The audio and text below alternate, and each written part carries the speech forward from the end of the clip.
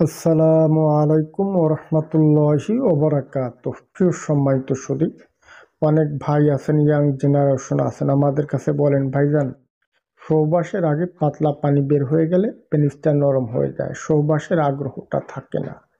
অনেকে বলেন পায়খানা প্রস্রাব করতে বসলে পুরুষাঙ্গের মাথা দিয়ে সাদা তরল আঠালো পদার্থ নির্গত হয়। আবার অনেকের ক্ষেত্রে উত্তেজনা বশত পেনিসের ভিতর থেকে সাদা আঠালো পদার্থ নির্গত হয়।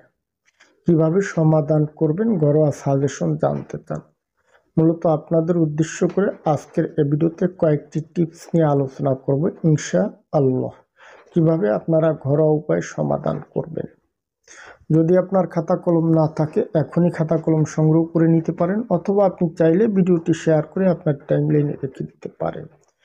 নাম্বার 1 সাজেশন: যাদের পুরুষাঙ্গের ভিতর থেকে সাদা তরল আঠালো পদার্থ নির্গত হয়, রাস্তার পাশের খোলামেলা খাবার, ভাজা পোড়া খাবার, তৈলাক্ত খাবার, চর্বি জাতীয় খাবার, ফাস্টফুড এ জাতীয় খাবারগুলি টোটালি অ্যাভয়েড করে চলবেন।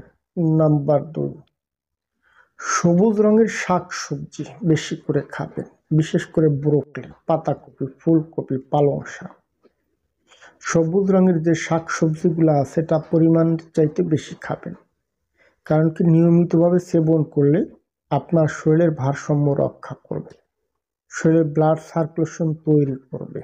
নাম্বার 3, প্রত্যহ রাতে ঘুমানোর আগে সকালে খালি পেটে 1 চা চামচ ইসবগুল ভুসি 1 কাপ গরম দুধের সাথে 1 চা চামচ মধু মিক্স করে সুন্দরভাবে গুলিয়ে আপনি খেয়ে নেবেন।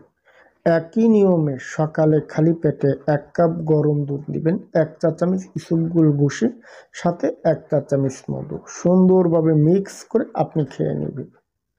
সকালে খালি পেটে খাবেন, রাতে ঘুমানোর আগে খাবেন। এভাবে কয়েকটা দিন সেবন করেন, আল্লাহ পাক চাইলে স্থায়ীভাবে সমস্যার সমাধান হবে।